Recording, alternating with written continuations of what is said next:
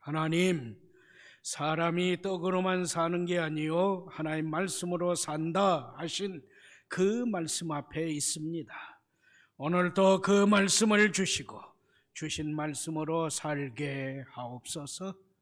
무익한 종을 불쌍히 여기시고 말씀 운반의 도구로 사용해 주셔서 선포하게 하옵소서. 말씀이신 예수님의 이름으로 기도합니다. 아멘. 자, 시작합니다. 우리는 지난 네 주일에 걸쳐 사도행전 22장 21절부터 21절 말씀에 담긴 사도 바울의 자기 변호, 간증, 곧 교회와 성도를 핍박하던 바울 자신이 예수님을 만나 성도 되고 복음 증언자가 되고 찾아온 성도 아나니아에게 세례받고 사명을 확인한 후 성전에서 기도하며 이방인 전도자로 부름받았다 하는 바울의 자기 변호와 간증을 상고했습니다. 오늘은 이후의 상황 전개, 곧 바울의 자기 변호 간증 이후의 사건을 증언한 말씀입니다. 먼저 22절, 23절 말씀은 증언합니다. 바울이 하나님은 예수님 안에서 이방인에게도 구원의 은혜를 주셨다. 하나님은 예수님 안에서 엔 그리스도 이방인에게도 구원의 은혜를 주셨습니다. 증언하니 군중이 1절부터 진행된 바울의 자기 변호 간증, 동그라미 1번 위에 있는 동그라미 2번, 동그라미 3번, 동그라미 4번 내용을 묵묵히 듣고 있던 군중은 지금까지 조용히 경청했던 인내심을 상실했어요. 예의 및 공정성을 망각했어요. 원점으로 돌아갔습니다. 바울을 죽이려고 두들겨 팼던 원점으로 돌아가 예수님에 대한 바울의 증언을 듣지 않으려 했습니다. 떠들고 옷을 벗어 던지고 티끌을 공중에 날리며 죽여라! 없애자! 외쳤습니다. 스데반을 돌로 쳐 죽인 자들이 자신의 옷을 벗어 던졌던 것과 같이 자신도 바울을 돌로 쳐 죽일 준비가 되어 있음을 과시했습니다. 바울이 하나님을 모독했다는 말을 했다면서 자신의 옷을 찢었습니다. 바울의 자기 변호 간증에 대한 분노의 표시로 티끌을 공중에 날렸습니다. 이것은 군중이 격렬한 분노와 흥분으로 설치고 날뛰면서 극한 감정을 표출했음이에요. 나아가서 유대인의 배타적 그리고 완고한 선민의식, 하나님의 택한 백성이라고 하는 그 배타적 완고한 선민의식과 이방인을 비하하는 그 삶이 적나라하게 드러남입니다. 진일보해서 한 걸음 더 나아가서 이것은 바울이 예수님께 예루살렘에 남아 전도하도록 허락해 주옵소서 지난주일 상고한 대로 기도하니 예수님은 아니다. 너의 친구들은 너의 생각대로 너의 희망대로 듣지 아니하리라. 너를 변절자라고 하며 죽이려고 하리라. 그러니 예루살렘을 속히 떠나 이방인에게로 가라. 말씀하신 대로 된 거죠. 말씀하신 대로 성취됨입니다. 그렇습니다. 하나님은 이사야 55장 11절 말씀으로 말씀을 망각한 우리, 말씀을 잊어버리고 무지한 우리 각 사람을 깨우치십니다. 나의 입에서 나가는 말도 헛되이 내게로 되돌아오지 아니하고 내가 기뻐하는 뜻을 이루며 내가 보낸 일을 성취하고 나서야 내게로 돌아오리라. 아멘. 이어서 24절부터 25절 상반절 말씀은 증언합니다. 바울이 군중에게 히브리어로 말했다 했어요. 2절 말씀의 증언이죠. 그러니까 자연히 로마인 청부장은 그 말을, 그 설교를, 그 간증을, 그 자기 변호를 알아듣지 못했습니다. 알아듣지 못했어요. 그런데 군중이 떠들고 옷을 벗어 던지고 티끌을 공중에 날립니다. 바울을 죽여라 외칩니다. 그러면 천부장은 어떻게 해야 해요? 천부장은 군중의 소유를 군중에게 물어야죠. 왜 이러느냐? 무엇 때문이냐? 물어 밝혀야 하는데도 그러지 않고 바울을 채찍질하여 혐의를 찾고자 했습니다. 부당하고 불공정한 처사지요. 그런데 이것은 2000년 전 로마 바울 때나 2000년이 후는 오늘이나 왕정 로마 제국이나 왕정 로마 제국이 아닌 민주사회 대한민국에서도 자행되고 있는 병폐입니다. 주호 1988년 박모양을 살해했다는 혐의로 옥살이를 했어요. 난 억울해요 하는데도 옥살이 했어요. 그것이 32년 만에 무죄 판결을 받습니다. 얼마나 억울했겠어요. 주후 1999년 강도 혐의로 20살, 21살 새 청년이 감옥에 갇혔어요.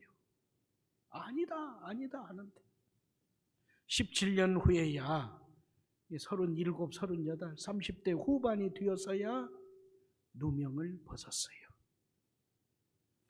주후 2000년 삼내 약촌 오거리 범인이라면서 10년 옥살이 했어요. 2000년이에요. 그런데 2003년에 3년 후인 2003년에 범인이 잡혔어요. 진범이 내가 진범이라고 말을 하는데도 검찰은 못 믿겠다고 하면서 자기들이 잡아서 징역 살린 그 사람을 계속 징역 살렸어요. 그리고 16년 후 2016년 11월 17일에야 무죄 판결을 받았어요. 이런 일이 부지기수잖아요. 이에서 우리는 전도서 4장 1절 말씀을 품고 억울한 이들의 고통을 공유하며 기도해야 한다 말씀은 교훈합니다. 전도서 4장 1절 말씀입니다. 나도 지금 솔로몬 왕이에요. 지금부터 3000년 전 솔로몬이 한 말이에요. 고백한 거예요. 나도 또 세상에서 벌어지는 모든 학대, 온갖 억압을 보았다.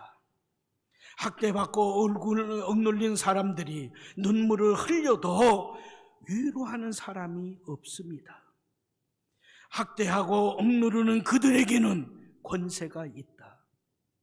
합법적이라면서 멋대로 폭력을 사용한다. 그래도 학대받고 억눌린 사람들을 위로하는 사람이 없다. 3000년 전 솔로몬이나 2000년 전 사도 바울의 경우나 오늘의 우리나 말씀은 계속 교훈하죠. 권세자들 성도들에게 교훈한 그 말씀을 품고 순종하라 합니다.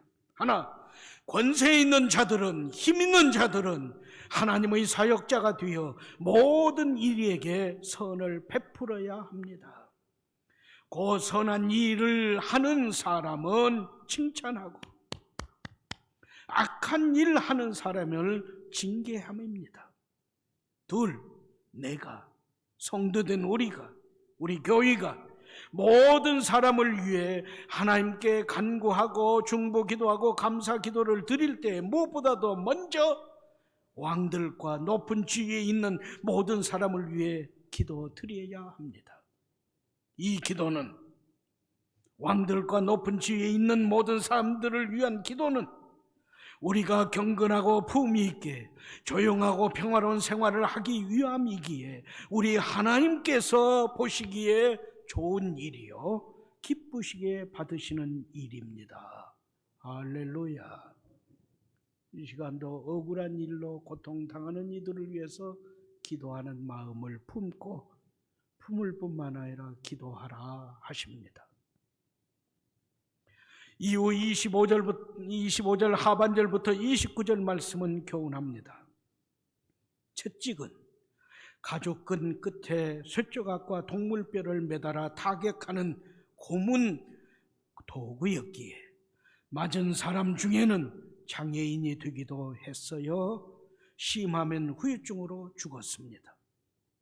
이에 채찍질은 로마인이 아닌 피점령지 사람이나 노예를 신문할 때 사용했습니다. 바울은 많은 돈을 지불하고 로마 시민권을 산자가 빠졌어요. 산 본문 말씀의 천부장보다 우월한 출생 때부터 로마 시민권을 소유한 로마인이었기에 발레리안법, 포르시안법, 줄리안법에 의해 곧 정당한 재판 청구권 발레리안법이죠. 형이 확정되기 전에는 어떠한 체벌, 채찍을 비롯한 어떠한 형벌도 받지 않는다. 포르시안법이죠. 로마에 황제에게 직접 재판을 청구하는 직소권 줄리안법이 있었습니다. 이런 바울을 로마인을 법적 절차 없이 결박하고 채찍질하면 로마 법에 존귀한 로마인 학대죄로 처벌되었어요. 그래서 다짜고짜 형벌을 가했던 빌립보 관리들, 바울을 가죽끈으로 묶은 신문하려 했던 백부장, 바울에게 채찍질을 하라 명령했던 천부장 모두 바울이 로마 시민권자임을 밝혀졌을 때 바울에게 달려와 사실을 확인하며 혹시 받게 될지 모를 형벌 때문에 두려워했습니다. 특히 많은 돈을 주고 로마 시민 된 천부장은 후에 총독에게 이가 발각되고 처벌됨이 두려워서 나중에 총독에게 보고서를 쓰는데 자기 죄를 은폐합니다. 그리고 허위 보고까지 했습니다. 말씀은 증언합니다. 그럼에도 바울은 복음 증언하다가 매맞는 고난을 수차례 당했다 합니다. 곧 유대인에게 40에 하나 감한 39대 매를 5번이나 맞았고, 로마인에게 로마 시민권자임에도 퇴장을 3번이나 당했습니다. 그런데 이번엔 채찍 맞기 직전에 나는 로마 시민권자다, 이건 위법이다 항변했습니다. 분노, 공포의 기색 없이 목소리를 높이지 않고 험담, 욕설, 저주를 퍼붓지 않고 로마 시민권자인 자신에 대한 그들의 처사가 위법인 그것만을 이해시켰습니다. 왜 그랬을까요? 천하의 사도 바울도 채찍 맞음이 두렵고 무서웠기 때문일까요?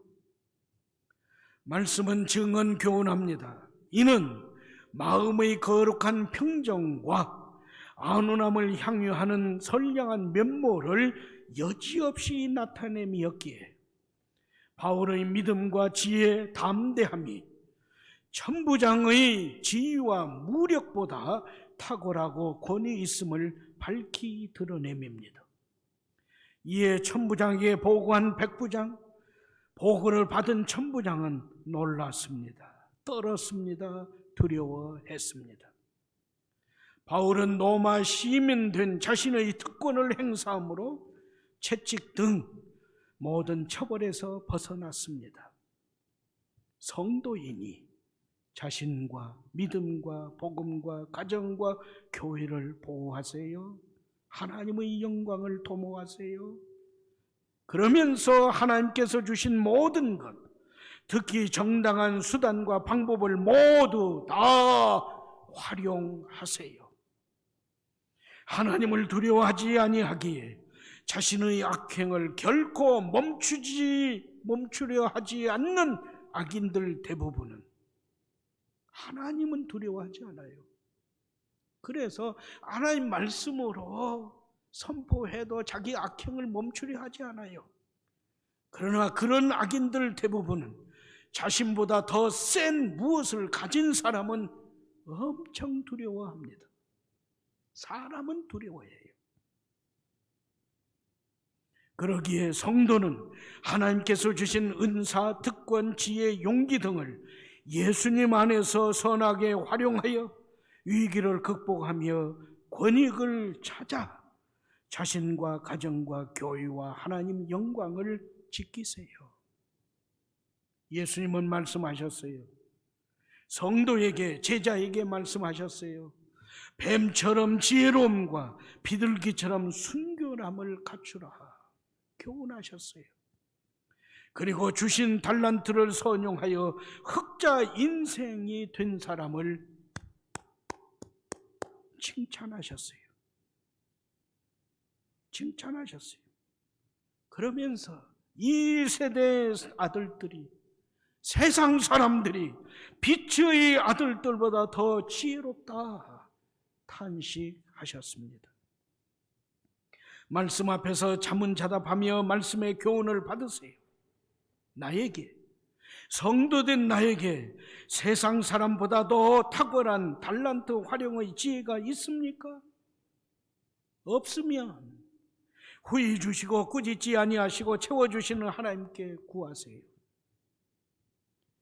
그 지혜를 묵히면, 그 특권을 묵히면 책망과 함께 지금 나에게 있는 것까지 뺏기는 부끄러움을 당합니다.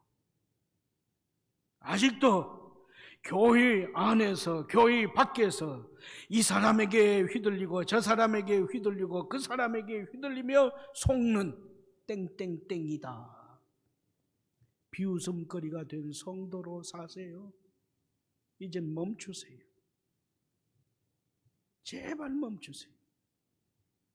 같은 교회에서 믿음 생활하는 다른 성도들에게 피해를 주지도 말고 그런저런 말에 속아서 아량을 베풀고 전도하고자 한다 그러면서 속지도 마세요. 그냥 주었으면 잊어버리세요. 그걸 끙끙 앓면서 믿음에 손상 입지 마시고요. 아직도 교회 안팎에서 이리저리 휘둘리고 속는 땡땡땡 비웃음거리 된 성도입니까? 예수님은 성도의 지혜로움과 순결함, 흑자 인생을 칭찬하셨습니다. 기도문 한 목소리로 함께 드립니다. 하나님, 말씀을 주시고 말씀하신 대로 이루심을 감사합니다. 말씀하신 대로 믿음, 예배, 순종, 기도, 충성, 찬송하는 성도로 살게 하옵소서. 저희 삶과 사위에 정의가 강같이 흐르게 하옵소서. 성도 각 사람, 가정, 교회를 평생 든든하게 세워 주옵소서. 거룩하게 하옵소서. 약속하신 기업으로 충만하게 하옵소서. 예수님의 이름으로 기도합니다. 아멘.